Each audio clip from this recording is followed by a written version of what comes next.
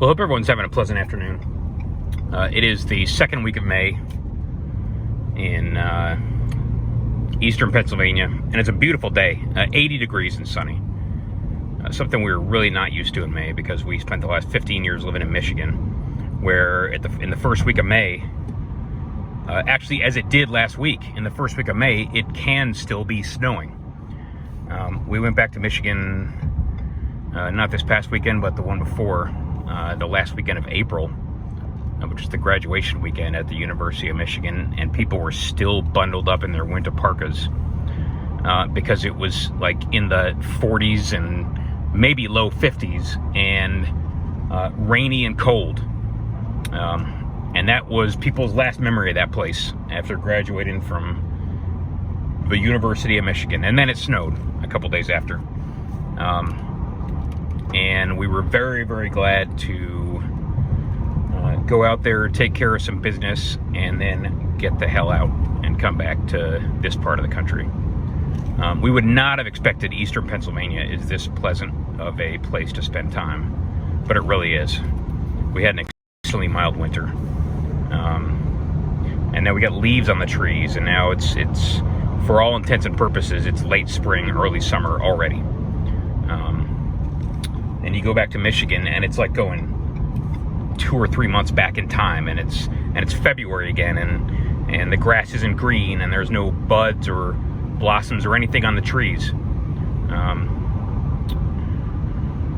You know, it's a great place to visit for 90 days out of the year, but we were not there during one of those 90 days, and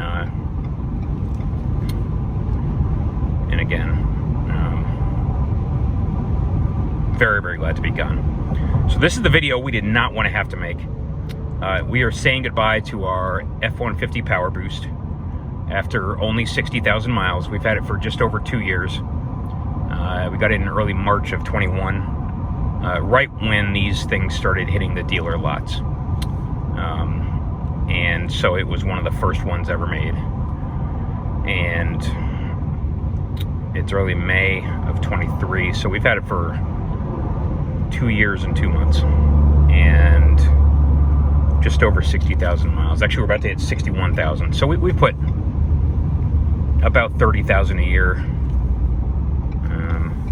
30,000 miles a year on it, and it has really racked up the miles. It's done a lot for us. It's gone back and forth to the West Coast. It's done a number of trips back and forth to South Carolina. A lot of trips back and forth between Michigan and Pennsylvania. Many, many, many of those trips. It's gone through Death Valley in the Mojave Desert in the middle of July. It has gone through a number of Arctic quality Michigan winters.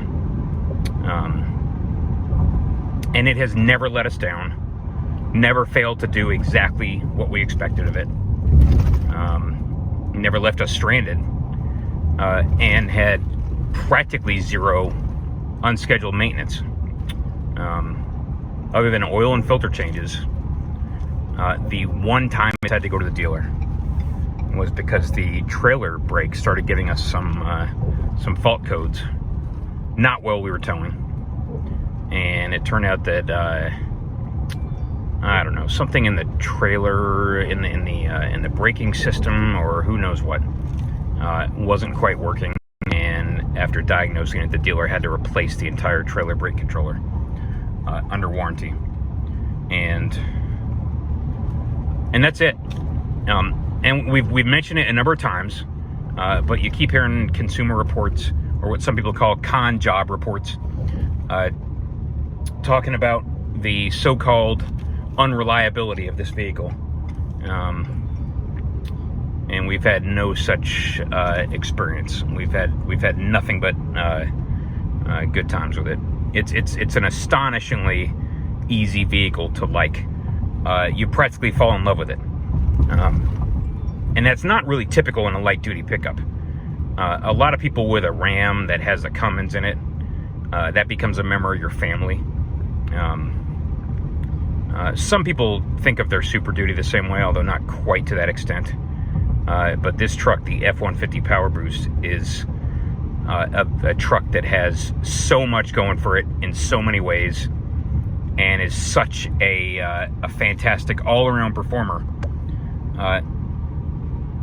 that you stop thinking logically about it, and it's again, it's a vehicle you fall in love with. The power is intoxicating. It has 430 horsepower, 570 pound-feet of torque, and that sounds good on paper, really good on paper. But what you're not ready for is just how fast it launches at any vehicle speed, at any engine speed. Whether or not you have a trailer hitched up, whether or not you have any amount of load in the bed, in any gear, you just put your foot down and it will move out with authority, without hesitation.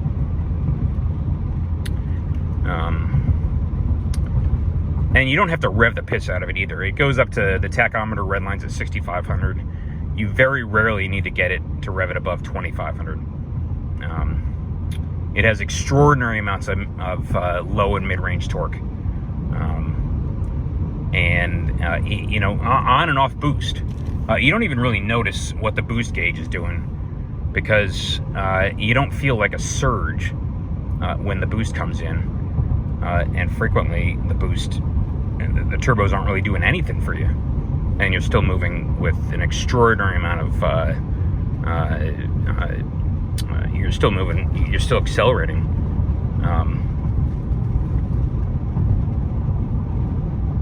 Without delay, without hesitation. And it just puts a smile on your face. We're getting rid of it, and you'll find out later what we're trading in for. We've talked about it before. But we've spent actually a good part of the spring trying to decide whether to get rid of this truck, the PowerBoost, or whether to get rid of the 3.0 Power Stroke diesel that we have, which we've had for, I guess, a year and 2 months. And in 14 months with that truck, we put 44,000 miles on it. We've done a lot of driving in that thing, and a lot of towing lately, with a 28-foot Featherlight gooseneck trailer. And up until about a week ago, that was a much stronger candidate to be turned in than this thing. And what it came down to really was the fact that a diesel is just more efficient and economical under heavy load. And we spend a lot of time driving our pickup trucks under heavy load, meaning on the highway with a big heavy trailer hitched up to it, relatively speaking, you know, for a light duty, and at under conditions of lots of turbo boost and lots of throttle. And a diesel is just more economical, and a lot of people would say more durable under conditions like that. That 3-liter Power Stroke, again with the 28-foot Featherlight, it gets about 18 miles to the gallon, towing a 5,000 pound trailer. And this thing, towing a trailer, towing our 12-foot bumper pull, 12-foot conventional trailer, gets in the mid-single digits. Call it between 6 and 8 miles to the gallon. Maybe sometimes you hit 10 or 12, but you got to be really trying. Without a trailer, it's like you see there, between 20 and 22.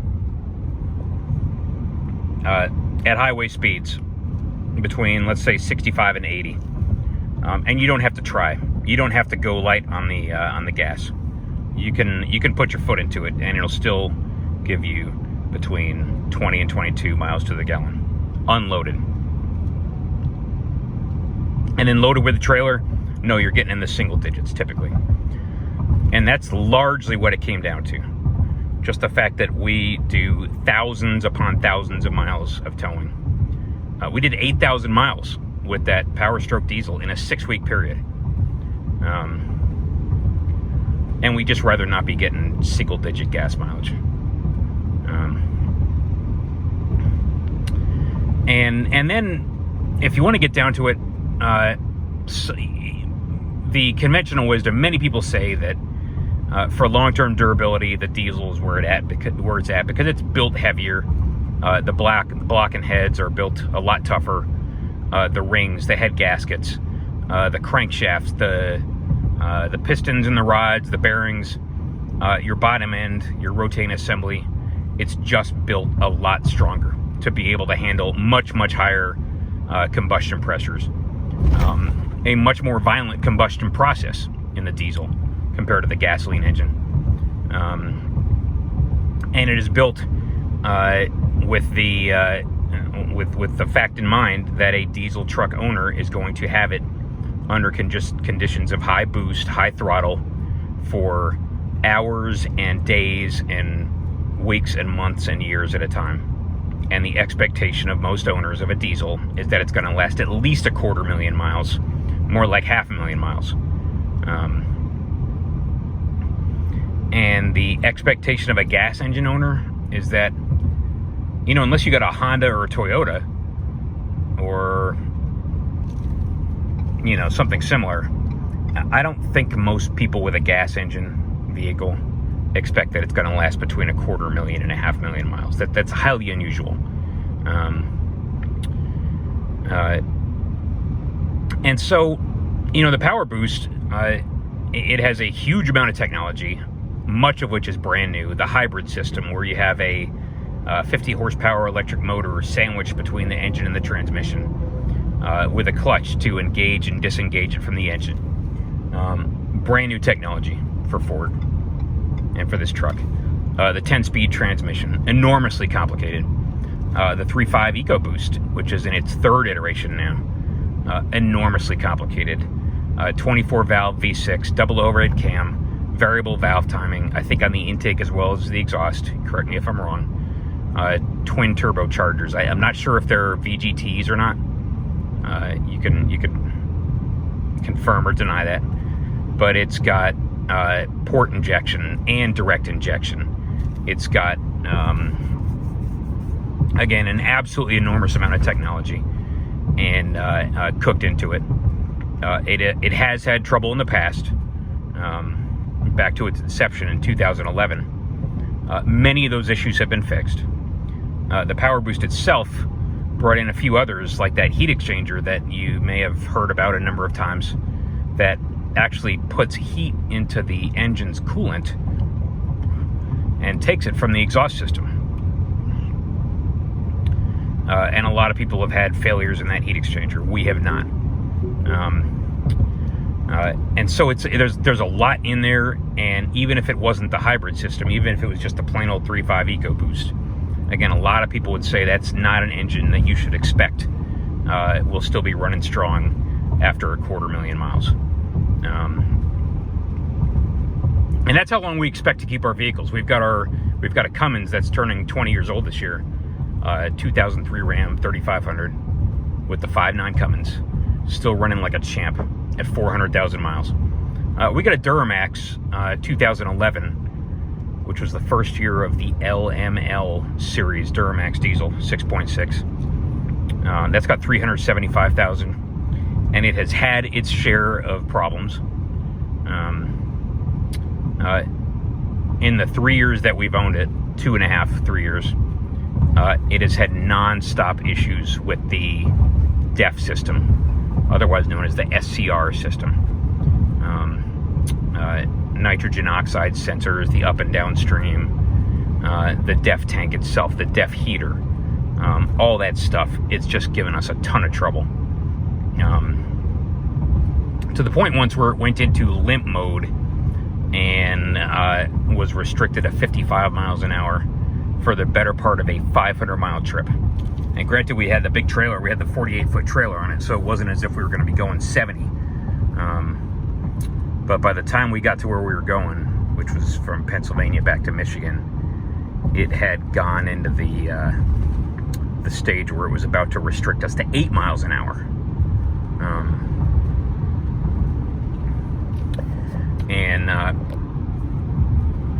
And what else? It's had some slow coolant leaks. It's had a slipping fifth gear in that 6-speed Allison, which traditionally is a bulletproof transmission that tends to last for decades at a time. But ours, and we noticed it when we started going through the mountains on a regular basis. On the Pennsylvania Turnpike, which was I-76, or on Interstate 80, pulling big trailers, pulling 48-foot trailers loaded to, 15,000 plus pounds. That transmission at 375,000 miles has started to show its age. And there's no shame in that. I mean, nothing lasts forever, but we have reached the limits of that legendary and magnificent Allison transmission. But generally speaking, no, a truck like that, 375 is you expect a truck like that and a powertrain like that to last easily for 375,000 miles, which it has. And now it's at the part where it's needing the phase of its life where it's needing regular maintenance. But again, a gas engine pickup truck, a light duty, an F-150. We have had basically no trouble with this thing in 60,000 miles. 60,000 hard miles that we put on it. And for the people who are wondering whether they should take a chance and get a PowerBoost, there is absolutely no reason you should not get a PowerBoost. This truck has so many capabilities that are unique to it. Probably 95 to 98% of PowerBoost owners are in love with their truck after a year or two or however long they've owned it. And again, for the people who are nervous about all the trouble they keep hearing about, well, you hear about the trouble that it has from the low single-digit % of people who have the trouble with it, because that's all they talk about. People like to complain. People don't like to go out of their way to say, hey, this truck is working great, because that's just human nature. And again, we have not had really any trouble with this thing mechanically, maintenance related. In the videos we've made about it in the past, yeah, we've harped on one or two issues. We've harped on the fact that, God, with a truck that they spent this much time engineering, why they put such a small hybrid battery into it? Why didn't they make it a plug-in hybrid? Why does it have so little engine braking going downhill with a heavy trailer? Why does it have so little payload to where you can't really hitch up a substantial gooseneck or fifth wheel to it? So on and so forth. And those are gripes. In our mind, they're legitimate, but what they don't represent is maintenance issues. And if you're the kind of person who's not going to tow a heavy gooseneck trailer, heavy for a light duty truck, that's the last thing on your mind. The fact that it's only got, I think this one has like a 1,480 pound payload. You're not going to care in the least. It does have the max tow package, and if you're the kind of person who just tows conventional trailers, meaning a bumper pull trailer, well, the fact is that legally and on paper, you could tow a 12,000 pound conventional trailer. Would we ever tow a trailer that heavy with this thing? Absolutely not. We are almost exclusively gooseneck in terms of the trailers that we tow, just because there's a huge amount of difference in terms of the stability. Much, much, much safer of a trailer if you're putting a lot of weight on them. And because of the fact that this truck doesn't have a huge amount of payload, you're not going to be towing a gooseneck trailer heavier than about 5,000 pounds with it. Whereas it's got the engine to easily pull 8,000, maybe 10,000 pounds. We probably wouldn't put a 12,000 pound trailer on an F-150. It just doesn't seem like it makes common sense to do that. Even though, as we said, the engine has an absolutely gigantic amount of horsepower and torque. And I guess the transmission can handle it. It doesn't really seem like a recipe for long-term happiness in an F-150 to be towing a 12,000 pound trailer on a regular basis. Again, 6,000 to 8,000 pounds, no issues, if you didn't have the payload issue to worry about. The braking system, as we stated, we've got the max tow package, which gives you stronger brakes, a little bit stronger axles, at least in the back. It does not give you more payload, and so that becomes your limiting factor with this truck. But it's got very, very, very strong brakes, and we have zero questions in our mind about their ability to bring this thing to a stop, even with a big heavy trailer attached to it. We have tested the limits, and that's all I'm going to say. We've tested the limits of its GVWR, gross vehicle weight rating, and its gross axle weight rating. The GVWR in this thing is kind of light. It's only 7,350, with I think a 4,100 pound front axle, maybe 4,000, and 4,150 in the back, if I remember right. And those weights represent the most that you can load onto the front or rear axle. The two of them add up to more than your GVWR, because the idea is that you want to max out one or the other and not both. Because I think the brakes are only rated to stop 7,350 pounds, even though the axles can handle a total of about 8,150. And again, 18,000 pounds, give or take, is the max gross combined weight. So about a 6,000 pound truck with a 12,000 pound trailer, given that we've got the max tow package. If we didn't have it, then I think the gross combined weight rating is 16,000, which is a 6,000 pound truck plus about a 10,000 pound trailer. Conventional. The max gooseneck or fifth wheel this thing is rated for, with the max tow package, is a 9,100 pound, I think, gooseneck or fifth wheel. And like I said, we'd be perfectly confident taking a 6,000 or 8,000 pound trailer. 9,100 is kind of pushing it. Again, not because the engine is unwilling to pull a trailer of that weight, but because it just seems like you're asking for trouble long term with a small light duty pickup truck. Small in our experience, small based on what we're used to, towing a trailer that heavy. It just doesn't seem like it's gonna end that well for you. But again, we're very sorry to see it go. This truck has met or exceeded our expectations in so many ways. It has just impressed the hell out of us. You know, even when we compare it to the diesel, that diesel has so many limitations. The fact that it's kind of low on power. I'm not going to say it's gutless, but the fact is that with that diesel, the power band, the sweet spot in that engine is between around 1750 and maybe 2250 in the RPMs. And you have to constantly watch the tachometer, and you are constantly locking out upper gears because of the fact that the transmission is calibrated in such a way that all it wants to do is upshift and get into the highest possible gear as quickly as possible, and leave you with, again, about a 5,000 pound trailer that is trying to drag uphill in 10th gear at 1,200 RPMs, even in tow haul mode.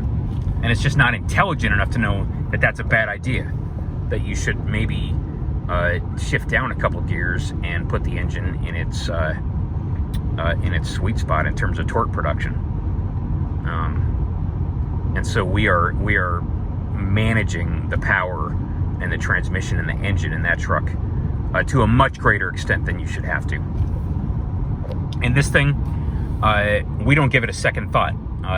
It is completely outside our awareness 99% of the time what RPMs the engine's turning at, what gear we're in. And we've towed a trailer with this thing through the mountains, through steep mountains, very steep mountains. And you don't even think about it because the engine is making so much power and torque that it's just not a problem. You never feel ever a lack of power, like the engine's starting to kind of give out on you, and you better get on those plus minus buttons and shift down a couple gears. That's just not the case. The EcoBoost, the tiny little 3.5 liter engine in this thing makes just so much damn power. It's extraordinary. And we would not have believed it if we hadn't experienced it ourselves. You know, before we bought this truck, we thought, yeah, maybe it makes a lot of power, but you got to rev the piss out of it, and it's going to be screaming, and it's not going to be happy. And that's the furthest thing from the case. It feels like you're driving. It feels like you're driving something with a much, much, much bigger engine that just revs effortlessly and makes power at any RPMs. Again, low, medium, doesn't matter. You do not have to wind this thing out to generate tremendous power and torque. And we keep coming back to it. If we had to do it again, and we might in the future, it just didn't make sense to keep it now, because you can replace an F-150 PowerBoost. We could not replace an F-150 with the diesel engine. And again, our use case for that thing is so specific. Again, lots and lots of towing of a 4,000 to 5,000 pound trailer over the course of thousands of miles every month. 8,000 miles in the last 6 weeks. And the fact that it gets 18 miles to the gallon when it's got that big of a trailer hitched up to it, day and night, without hesitation, and with what we expect will be tremendous long-term durability. We don't want to have to think about replacing that thing and looking around in the aftermarket. We got one of the last 10 or 12 that were ever made. 8 months after they stopped taking orders for them. It had finally arrived at the dealer from the guy who bought it, and he had long since canceled his order. Take the interchange on the left. So if we had to get this truck again, we'd get just about the same options. It has, it's the XLT, not the Lariat. It has leather seats, and the leather seats were put in by the dealer. They're made by a company called Catskin, and they have held up just fine over 60,000 miles. No issues of wear, no issues of cracking, none of that. And the leather seats work well. We're starting to prefer them over cloth seats, even though leather seats are typically too hot in the summer and too cold in the winter. Because of the fact that cloth seats tend to soak up any liquid that gets on them. They soak up your sweat if you're like outside working a lot and you wind up covered with sweat, or if you do a lot of athletics, and then you get back in your truck, you're going to be sweating on the seats, and the seats will soak up that sweat, and it'll never come out. If you've got kids and they're spilling, juice boxes on the seats, with a leather seat, you can just wipe them off. And with cloth seats, nope. Those stains are permanent. So we would probably get leather seats again, although that's not by itself enough reason to get the Lariat package. Maybe some of the other things that come with the Lariat are important to you, and if that's the case, then good for you. Get the Lariat, but we wouldn't do it, and we don't feel a need for that package in this truck. In something else like the Super Duty, yeah, it's got certain features that you just need.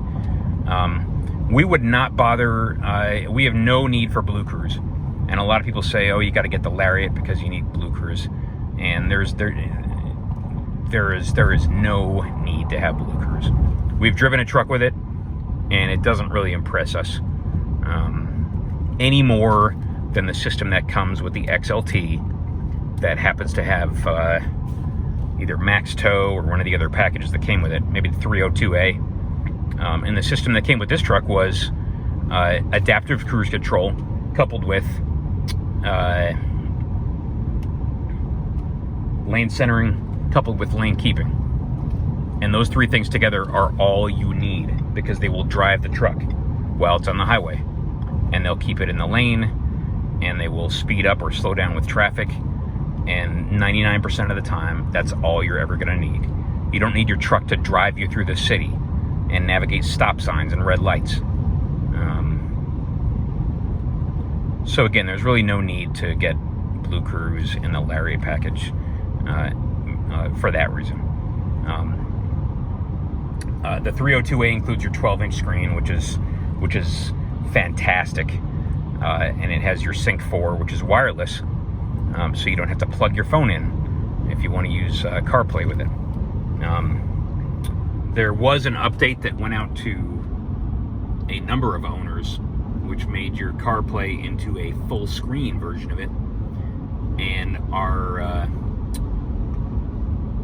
diesel F-150 got that update, and for some reason this truck has not gotten the update. The over-the-air updates are, shockingly, what, 10 plus years after Tesla started doing it. Ford is still having trouble with wireless, or I should say over-the-air updates. But that's fine. You don't need full screen CarPlay. We got the 40-20-40 seats with the center console, and we're pretty happy we got that. Although on occasion, as we've mentioned in the past, you do fill up your back seat with stuff, with cargo or packages or suitcases or what have you, and then you got to carry 2 passengers, and you're struggling to make room. And so for that reason, if you find yourself in that position, typically on a habitual basis, then you might want to get that bench seat in the front, which gives you 3 seating positions. The only problem is that it gives you a tiny little console that's basically useless, that folds down when you're not using that center seat position. If we had to do it again, we would not get the panoramic sunroof, because that just adds a ton of weight, probably at least 100 pounds, and which takes 100 pounds out of your available payload. And as anybody knows who's ever had a sunroof, it's eventually going to start leaking on you, or the motor's eventually going to break, and that thing is going to be stuck in the open position, and it's going to start raining into your truck and ruin your interior. And it's just not worth it as far as we're concerned. This truck had the sport package with it, and we would not get that again, because the sport package forces you to get that the console shifter, and we'd much rather have the column shifter, like our diesel F-150 has. But other than that, it's got about all the options we want. It's got the rear window, the rear sliding window, which is kind of nice to have. You can just crack it open, get some ventilation, and hear a little more of the ambient noise to give you a little more awareness of what's going on around you. It came with towing mirrors, and we actually switched those off with the Power Stroke diesel F-150, so that we could tow an 8.5-foot wide trailer with it safely. It came with the storage, the under seat storage for the back seat that like folds up out of the floor and locks into position, and that is a brilliant innovation on the part of Ford. Much better than the way the Ram does it, much better than the way the GM trucks do it, because the fact that when you need it, it's there, and it will actually lock up anything you need to lock. Like, it's perfectly sized for rifles, or your AR-15 or whatever it is, your golf clubs, who knows what. And it actually provides you secure locking storage, which is very rare in a pickup truck. And when you don't need it, it folds completely flat, so that you can actually use the entire load floor in the back, which is what we're doing today. It's not sticking up out of the floor at all times like it does in the Ram. And so, all in all, again, this truck has just the options that we would want, just about, I should say. And it has so much goodness, so much fundamental goodness built into it. It's astonishing how well Ford designed and executed this truck. The interior is phenomenal. Everything is laid out exactly where you'd want it to be. The controls make sense. You don't have to fiddle around with stuff and reach and kind of hope that you can find the control you need. The controls aren't built into the screen. There's an actual volume knob that you can turn. There's an actual temperature dial for the climate control. And so you don't have to fiddle with that stupid screen at 70 miles an hour on the highway.